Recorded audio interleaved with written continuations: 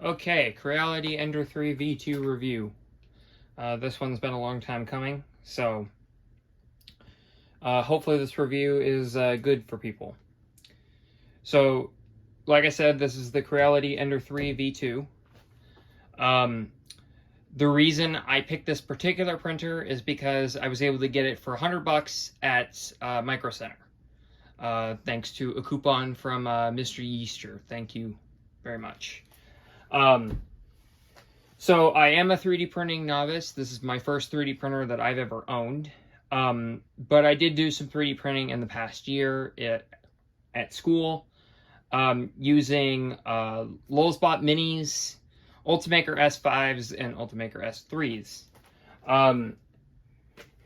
Right off the bat, this is a significantly cheaper machine than those. The Lulzbot Minis, they were Lulzbot Mini original ones too, and they still sell for about $1,000. Yeah, like I said, this printer was $100. Full price, you'd probably get them for about $200, $250. Yeah. So, yeah, and compared to the UltiMaker, and then an UltiMaker S3 is like, I haven't looked, but if I had to guess, probably $3,000 or $4,000. And the S5s, they had extended ones at the Makerspace where I was doing my 3D printing. The UltiMaker S5 extended with the filament tray in the bottom. Those were going for, at the time I last checked, they were going for about 15 grand. So keep that in mind. This is a much cheaper machine than those. I've printed a lot of stuff with this. A lot of custom designs and a lot of things that I've pulled off of Thingiverse. One thing that I'm very happy with, this machine does come not fully built when you buy it, so you do have to assemble parts of it. This whole base part comes pre-assembled, along with the bed on it. You just have to assemble this part, the filament holder, and you put the screen on the side and hook that up. And then you wire up the motors and all that, which is pretty easy to do. Especially if you're going to be buying a 3D printer, your chances are you're probably going to know how to do those things. So, what do you get with it? Well, you get all of the tools to build it. So they have this little drawer right here, which I really like. And you get a pair of side cutters. These are the flat one. These are the ones with the flat on the back, so they're great for giving you a nice, clean, flat cut. You get an extra nozzle. These came with something. Oh, that's on the frame. Sorry. You get an extra nozzle, but these came with something else that I'll show you in a couple minutes here. These came with a roll of filament. These are needles to clean out the thing, but you get these wrenches and all of your Allen keys to assemble the thing. A couple extra screws, an extra connector that goes out of the filament stepper. This USB to micro SD, and then your micro SD is right here on the front of the machine. I would have preferred a USB-A port, but that's all right. There's another way to control this machine. I'll go over that in a little while. But yeah, it's nice that everything fits in this little drawer on the front here. They give you a spot to put it. One thing that I did notice when I was assembling the machine is that the manual that it comes with, this, is completely out of date. And it's in the, Chinese English. It's really hard to understand. So, I recommend going to their website, and they have a much easier to understand manual on the website. If that doesn't work for you, there's probably also a video on YouTube somewhere that explains how to put the thing together. You also get a sample roll of filament.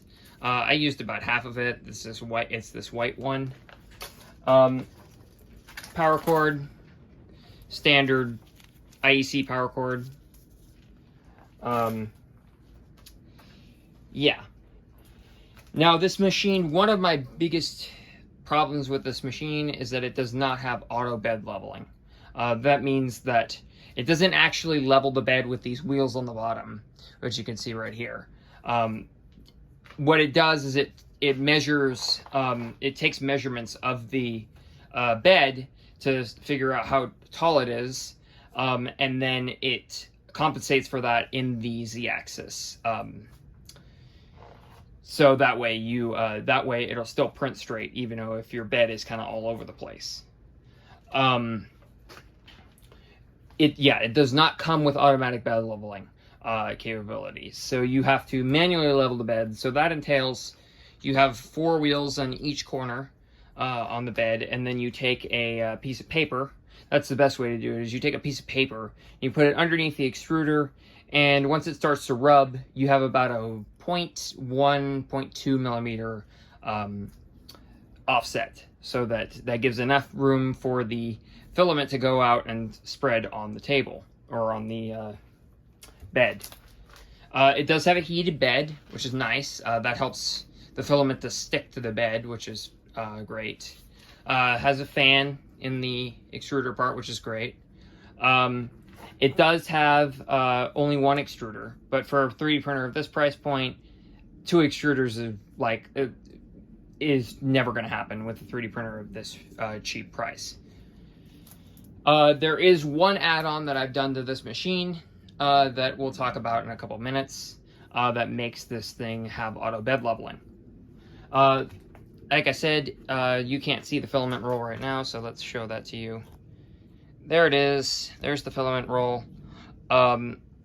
It sits up here, and I'm running some Elegoo black filament. I bought Polylite PLA because, or Polymaker PLA, as the first black filament that I bought because it's very high quality. But this stuff was $5 cheaper, and I really just wanted to save money, so that's what I'm running through it. It says on the bottom here, better run with Creality filament, but that's BS. It doesn't matter what type of PLA you run; it's not going to matter. This does use 1.75 millimeter filament. Both of the Lulzbot Mini and the UltiMakers that I used at the Makerspace where I was 3D printing before used much thicker filament, so that's one thing that I had to get used to. But most of the modern 3D printers, within the past like 3 years, use 1.75 millimeter filament in the first place. So it's really pretty easy to find. Does have the display on the side. It's not a touch screen, but you can get an add-on that different screen that does have touchscreen. It's just controlled with this rotary encoder, which also clicks, which is fine for me. I could care less if it was a touchscreen or not. This is a Cartesian style FDM 3D printer. FDM is the type of 3D printer that it just lays out lines of plastic and they stick together. And Cartesian is this style where we have 3 axes of movement. The other style is Delta, which is kind of upright and moves in circles, and it's a little bit more complicated. But Delta 3D printers often have a smaller footprint than a Cartesian style 3D printer. Yeah, so this is your x-axis when you move this way. This is your y-axis, and the bed moves as your y-axis. This part moves as your x-axis, and then your z-axis is this whole thing right here, this whole piece of aluminum extrusion. And on the back, I don't know how well you can see that. You can kind of make it out right here. That's the screw that picks up the whole z-axis. And then this is your extrusion motor right here. It's got a wheel on top so that you can feed filament through manually. It also has a little lever that you can push to just, when you're loading new filament, that's great without having to spin the wheel. You just push it through. Yeah, and then all of your wiring is pretty neat and comes through there. Pretty much everything is wired up from the, like in the base, in the motherboard, everything is connected to the motherboard when you buy it. You don't really have to open it up and touch the motherboard or anything like that. You do have to add your Z limit switch, but you'll notice that that's missing and you just see a cable there, and I'll explain that in a minute when we get to this guy right here. yeah, your Y-axis motor is on the back. These are all stepper motors, but that's standard for a 3D printer. They're pretty accurate, so they're and they have built-in encoders, so they're pretty easy to track where it is. Yeah, with that, let's get to this guy. This is a CR Touch. I bought the one from Creality. You don't have to buy it from Creality, but that is a BL Touch kit, which basically gives this 3D printer auto bed leveling capability. It's a type of auto bed leveling called mesh auto bed leveling. So it takes 9 points throughout the whole 3D printer. You can probably guess where those 9 points are on the bed. And then it measures how tall that, how high or low that part of the bed is. And then it'll compensate for that when you're printing with the Z-axis. You can set this up using the, you can run it, when you buy that part, the CR Touch kit, you have to load new firmware onto the 3D printer so that it knows that it has the CR Touch kit installed. But installing new firmware is very easy to do, so I will give you that. And I will link a video that I use down below on how to install that. I paid 40 bucks for this. I just got it a couple days ago, so I can't really very well tell you how well it works. But yeah. They actually, one thing that they intend you to do is actually just run the wire for it over top of this kind of, I don't know what you would call this, part that kind of protects the rest of the wires. I ran it through, I just fished it through because I wanted it not to look bad and also stay with the other cables and stay protected. Yeah, so that guy will, it stays where it is. You install it with a little bracket. This is a custom screw. That's a 1032 machine screw. And I installed that because I wanted to be able to run a dial indicator on this thing. I probably have a video on my channel about what dial indicators are, but I wanted to be able to run a dial indicator to figure out how flat the thing was. And then I just bought the CR Touch kit because it was the better option for auto bed leveling than running a dial indicator across it, because dial indicators are fragile and yeah, so that's that. So that also replaces your Z-axis limit switch, so you don't have to have the limit switch. I put it in the little drawer with the rest of the hardware so that if I need to reinstall it, I can. But yeah, if I need it, it's there. But yeah. Yeah, so let's turn it on and we'll take a look at the interface. Now, this is not the firmware that the printer comes with. This is completely different firmware, because this is the firmware that I don't even know if this is Creality's firmware. I downloaded it off of GitHub, and I actually like this firmware better than I liked the original Creality firmware. Well, let's turn it on. There's a power switch on the back. This machine can also run on 220 volt or 230 volts for European standard, or 115 for US. Obviously, it's set to 115 because I'm in the US. You can see our little interface here. Here, I'll zoom in the camera so you can see that better. You have 3 options: print, prepare, control, level. Level is not what you get when this machine originally comes. That's info. And info will tell you like the firmware that the printer is running and the language that it's in, and like it just says Creality's website. Yeah, so prepare is great. Prepare has a bunch of settings, moving it so that you can level it or whatever. Disable stepper, which means that it'll stepper motors are magnetized when you turn them on. So they just lock up and hold the whatever they're holding, called holding torque. They hold that. So disable stepper demagnetizes those steppers, so that you can just move it around manually. Homing, which basically every time you print something, this printer will home. Basically, any 3D printer does the same thing. It moves all the way to that side of the x-axis, moves all the way down, and then that tells it where it is. It can figure out where it is from there. Manual leveling, which is specific to this thing, this firmware because of the CR touch sensor. Preheat. This firmware, you get 2 options in the original firmware. You get preheat PLA or preheat ABS. This firmware has PETG, ABS, and PLA. And that heats up both the bed. That sets both the bed and the extruder temperature.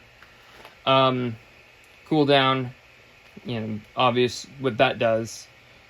Change filament is not something I've used because I just rather manually change it, but I think that would automatically bring the filament out and then you feed in your new filament. And then print, I have 2 options of things that are on the SD card that I might want to print, or that I have already printed actually. And then control has a bunch of other options too. Because those are all different from the original. I won't go over that. You also get some information down here. I don't know how well you can see that.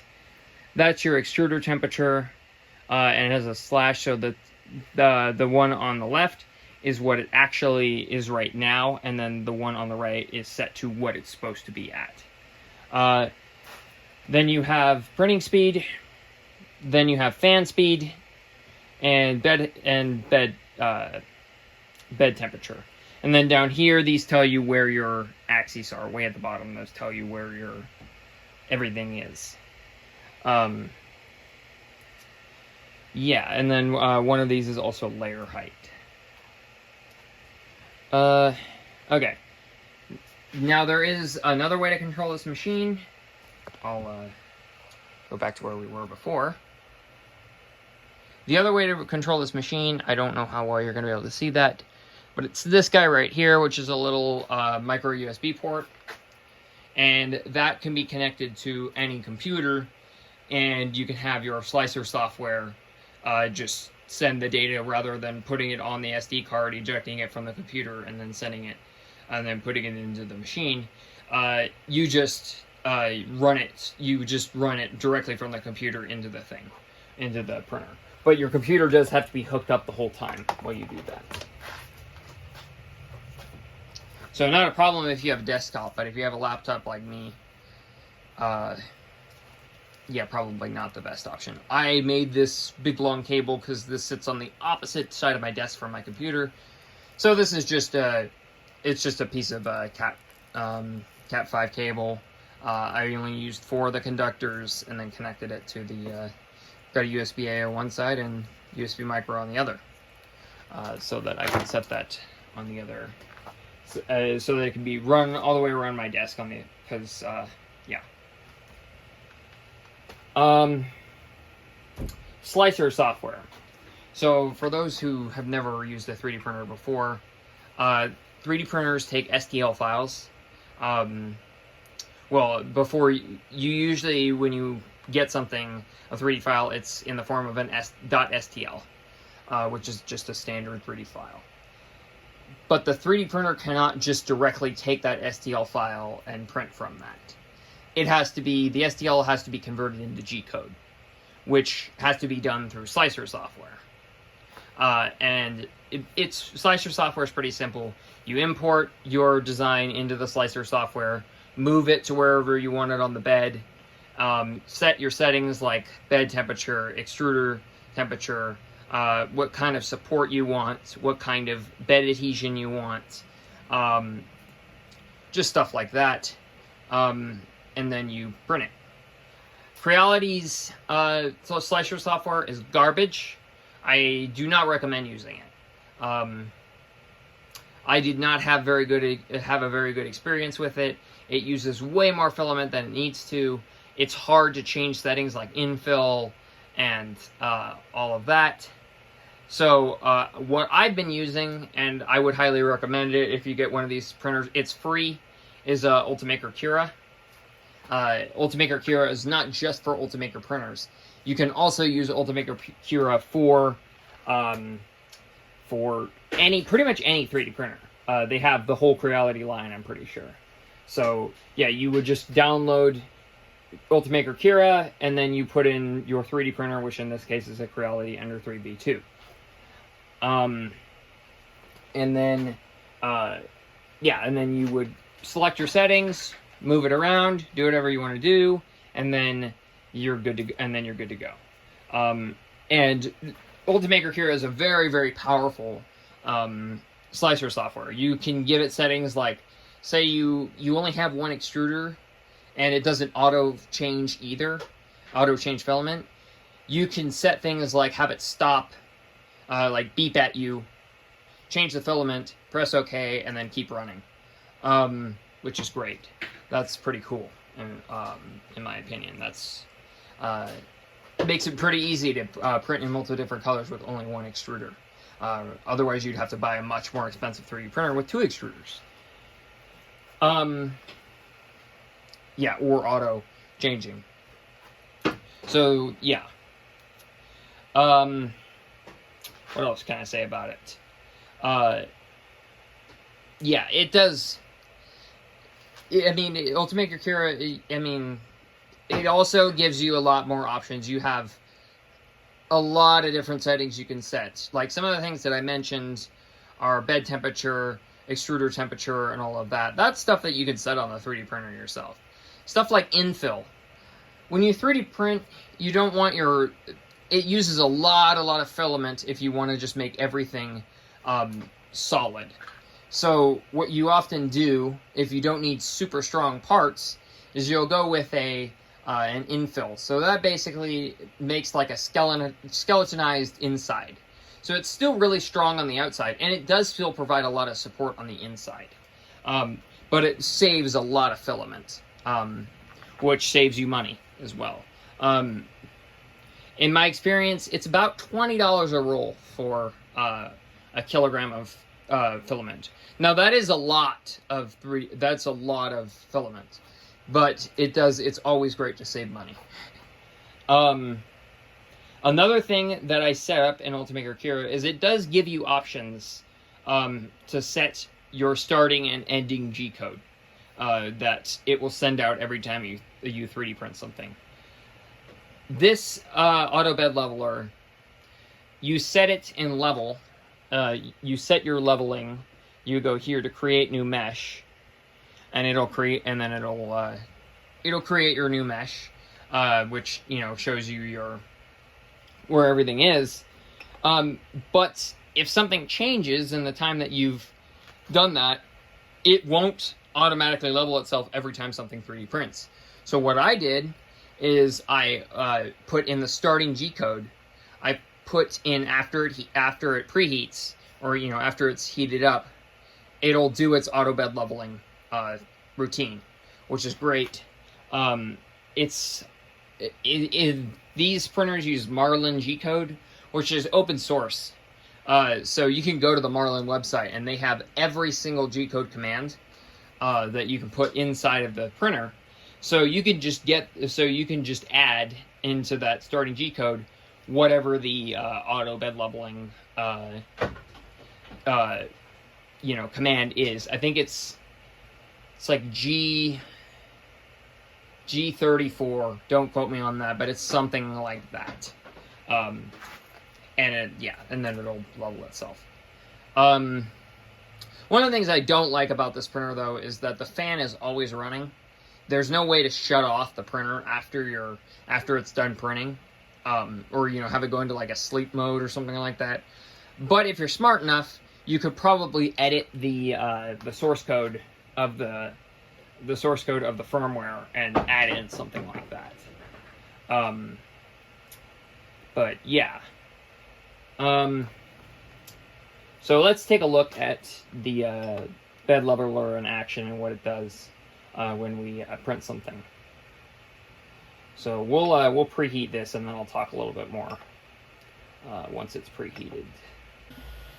So a couple more things about this thing while it's heating up. I have not pulled the peel off of the screen because I keep this thing in my office, not out here in the shop, because If I kept it out here in the shop, it would get dust and all kind of metal dust and sawdust and all kinds of stuff on it, and it would completely ruin the machine. So I keep it down in my office, and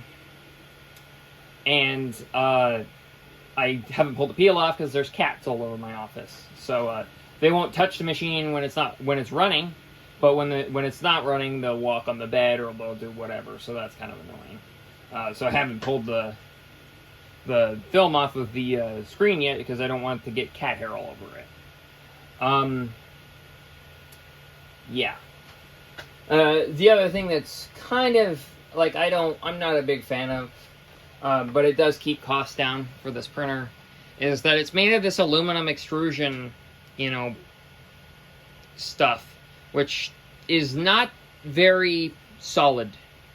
It's not very solid to build with. It is solid as solid metal. Especially when you got screws and whatnot. Welding is going to be a much better way to hold this whole thing together. So you get that at higher end printers, but this one you don't get that. So I do run the bed temperature pretty hot on this one, the 75 degrees C. About 75 degrees on the bed. In my opinion, especially when the bed is not leveled very good, the leveler still doesn't do a very great job of leveling it. It does a better job than manually leveling it. But when the bed isn't leveled very well, I find that it's better to just have a higher temperature on that, on the bed. This has a habit, too, that I really hate. Okay, so now it's going to go through its leveling procedure. So you can see that it just propped the probe out of the sensor. Then it moves down on the Y, on the Z axis. Takes 2 measurements in that spot. Then it'll move over to the far corner, and it'll do 2 measurements in that spot, and then it'll do the other 9, including the middle again. I don't know why. Probably just because it's trying to find the Z-axis the first time.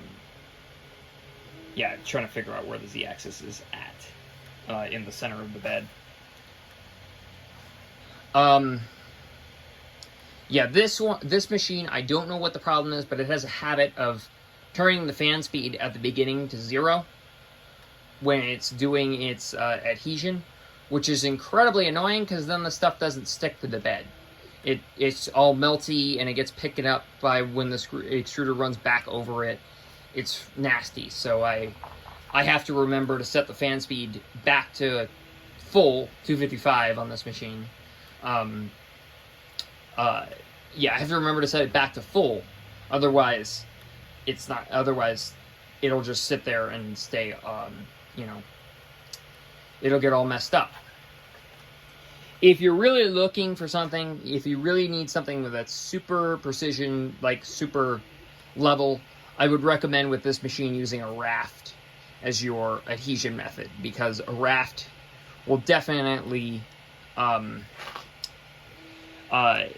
it's just basically a plate, like a flat plate that it extrudes out on top of a bed, and that'll, by the time that is actually done, it's already done having its fit about stuff not sticking to the bed. So then it'll come out relatively level. Yeah. So we'll watch it as it goes through its last. Okay, so now it's going to start printing. First thing it does is it'll purge the nozzle, so it'll take whatever filament is left, and you can see it's running it out on the side there, so that it guarantees that you've purged any old filament that's in there that might be a different color. You also are taking care of any impurities that are in it, and it just makes sure that the filament is coming out when you start. Now it's doing its thing, and you'll see what I'm talking about. It set the fan to 0. So it comes out all messed up like in that corner. Fan's a little noisy in the extruder, probably because I didn't do a very great job of setting those wires, so I'll probably fix that soon.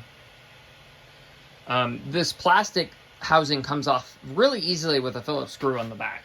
So shout out to them for that.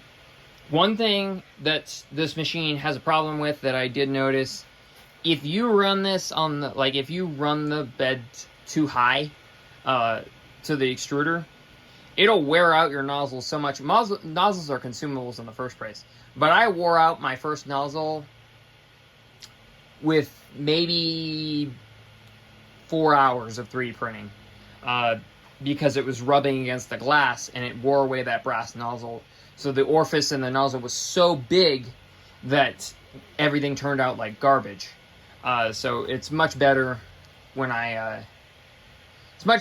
able to use a how do I explain that? Yeah, you can get hardened steel nozzles. The hardened steel ones are probably more durable. But yeah, you want to keep that in mind. You do not want to run that extruder into the bed, otherwise you're going to run through nozzles fairly fast. This machine ships with 0.4 millimeter nozzles, which is the most common size nozzle in the first place. So, but the bigger the nozzle, the faster you can print, but the less resolution you have. Alright, so you can see that it's messed up that bed it's messed that up pretty bad. I have to play with the settings and figure out what it did wrong this time. I probably reprinted this 6 times yesterday. So, yeah, that's kind of one of my big griefs about this printer, is it does kind of a shitty job with a lot of stuff. So, especially for the first couple layers. So, and that's because the bed leveling is crap on this machine. You get these 4 screws in the corners. So when you put something in the middle, it's all uneven because you'd have to like set it. You can't level it in the 4 corners. You have to level it wherever your print is going to be. Otherwise, it's going to turn out like garbage. I was hoping that the bed leveler would help with that, but apparently not. So maybe I have some settings wrong. I don't know. I'll have to figure that out. But yeah. So we'll stop this because I don't plan to leave this thing out here printing. We can abort the print. And let's take a look at running it off of Cura. Okay, so I got my laptop on the side here. Appears that disappeared. There we go. Okay, so there's Cura on the side there. But so to run this machine directly out the slicer software, we can plug in our cable in there. Of course, Apple wants to make sure I want to use that. And then it's plugged into my laptop over there. So we'll go to slice, and we'll slice this. Now Fusion 360 is mad. Oh well. So there we go. There's a preview of what that's going to look like. And then we can go over here to monitor, and we're connected to the printer. And we can just tell it, print via USB.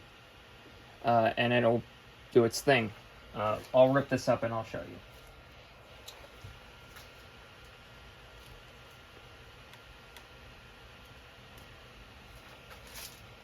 You also have an option, which I do like in the monitor, where you can send G-code directly to the printer.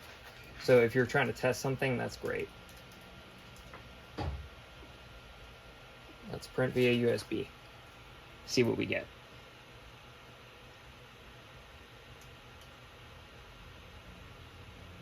Now it does show over there.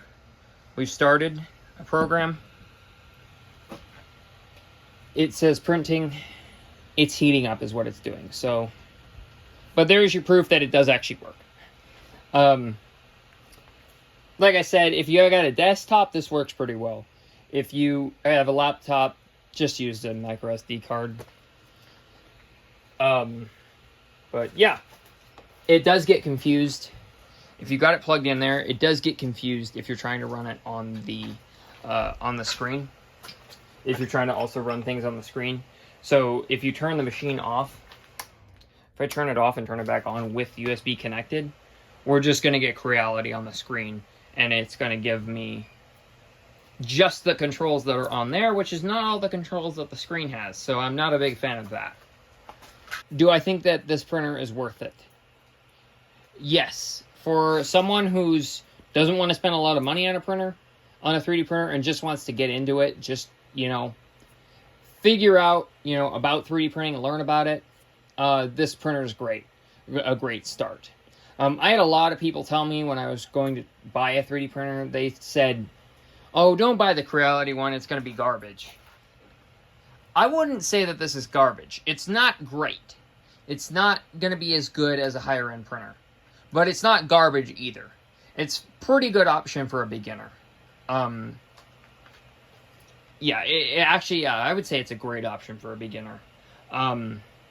Just to learn about 3D printing. Also, if you want to set up like a print farm, these are so cheap. They're great to set up a print farm with because, you know, if you're buying $1,000, you know, this machine's $200, Lulzbot Mini is $1,000. You're going to be able to get much more of these machines. You can get, you know, 5 of these machines for the price of one of those. You know, and if one goes down, no big deal. You got 4 others. So these are great for print farms. I would say they're also good for beginners. Especially they'll teach you how to, you know, they teach, you know, you're going to have to learn how to level a bed, you know, manually, which is something you have to do with higher end 3D printers as well. If you need to calibrate it or whatever. They're also, you know, they're fairly easy to work on, I would say. It was fairly easy to install that CR touch sensor. You just run your wires, you plug them into the motherboard, which sits on the bottom. You can access it on the bottom underneath here. Yeah. You know, these, yeah, these machines, I would say they're a great learning process for a 3D printer. You know, it doesn't have the auto bed leveling, so a lot of your things probably will not turn out as well as they would on other printers. But if you set your settings right, if you play with the settings and you get them set just right, you'll probably get pretty decent stuff out of it. Yeah, especially I had people tell me, one of the guys that I talked to told him I was going to buy a Creality. He said, don't buy the Creality, buy the Prusa. I've heard of Prusa, I've watched videos on Prusas, I've seen people talk about their Prusas, and they love them. The problem is that a Prusa, like the Mini's about if you buy it in Europe, it's like 300 euros. I don't know what that is converted to US, probably like $400 US. It's about 800 for a printer this size, from Prusa. So that's, what, 4 times the cost of one of these? So yeah, I mean, if you got the money for it, go for it. But, you know, I didn't have a whole lot of money to spend, so $100 was great, especially from, you know, with that coupon. $100 was great for Micro Center. Yeah. If you could find a coupon from somebody on YouTube for one of these from Micro Center, and you have the Micro Center near you, it's in-store only. It does not work online. Go for it. I actually picked this up while I was on my road trip with my family over the summer. We live in Northern California, so we drove down to Southern California. There is a Micro Center down there, but I did not think to go there at the time. And then we headed towards Colorado, and there's one in Denver, Colorado, so we went to the one in Denver, Colorado. I got this, my brother got a keyboard, we got a couple other things. It was a pretty great experience there too. People are very nice, they're very helpful. They've got so many staff, so if if you're looking for specific, and they're very knowledgeable too, so if you're looking, to spec out your computer or whatever you're trying to buy there, they will help you do that. They know what they're doing. So it was a very nice experience. Yeah. One thing that I do change when this sits on my desk is the filament roll. I actually don't mount it up here. I take it off and I mount it underneath, because otherwise this is too tall to fit underneath my the cabinets that go above my desk. So I actually have they're about the same height as these cabinets here in the garage. So what I actually do is I just take that filament roll and I take it off the top, turn it upside down, and mount it underneath the cabinet, which makes for a much easier way to. It works out much better because it fits perfectly there, and I don't have to worry about, and it also feeds into the printer, and it'll fit underneath the desk, which is great. Like I said, you're gonna have to play with this machine to get things to turn out correctly, but it is worth it for a beginner because, you know, it'll also give you the idea, am I really gonna like 3D printing? Do I want to invest more in a more expensive printer? I would actually want to invest more in a more expensive printer. I just don't have the money for it. So that's another option. It's a budget option. So if you don't have the money to spend on a really expensive printer, this is a great option. One of the printers that I would love to have, because I've seen a ton of great reviews, is the Bamboo Labs X1 Carbon. But, you know, I'm not a very big YouTube channel, so they're not just going to send me one of those. And it's $1,500, which is, you know, expensive.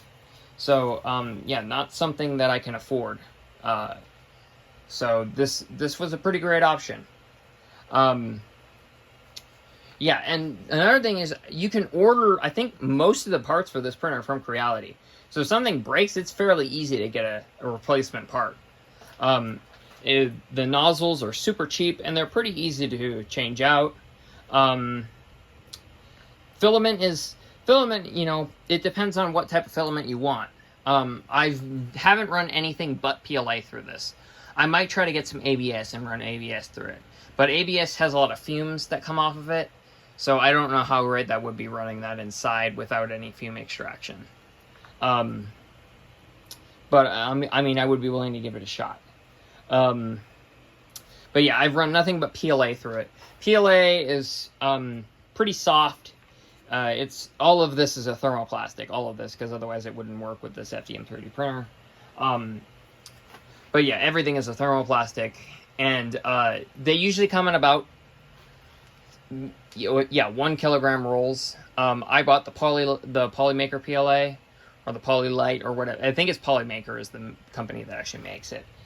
That stuff is very high end. I would recommend it. But this LEGoo stuff was $5 cheaper, so I was like, I really would. It's $20 for the UltiMaker, and it's $15 for this LEGoo stuff. I was like, I would rather get. It's the same weight too. It's not you're getting less.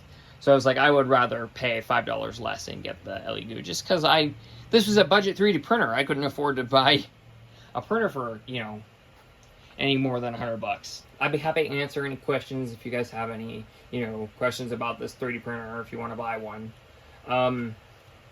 Yeah, like I said, look for that discount on YouTube. I don't have one, but look for that discount on YouTube for one of these from Micro Center.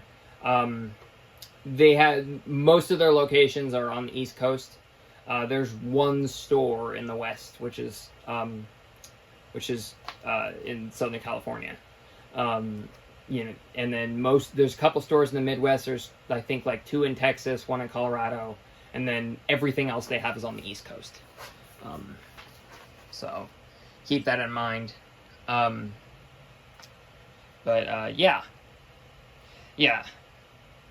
I would say for someone who has a low budget, or who has a low budget and you're a beginner, this is a pretty great printer to start off with. You know, if it doesn't work out, you know, if you end up really liking 3D printing and you want to get more into it, then save up your money and buy a better printer. And then you can also use this one. A lot of people have multiple 3D printers because then they can run multiple things at once. It's fairly easy to make a business with one of these too, making things on it and then selling them. Because not everybody has a 3D printer, so you can charge quite a bit for things that you make, which would cost you pennies. So, yeah,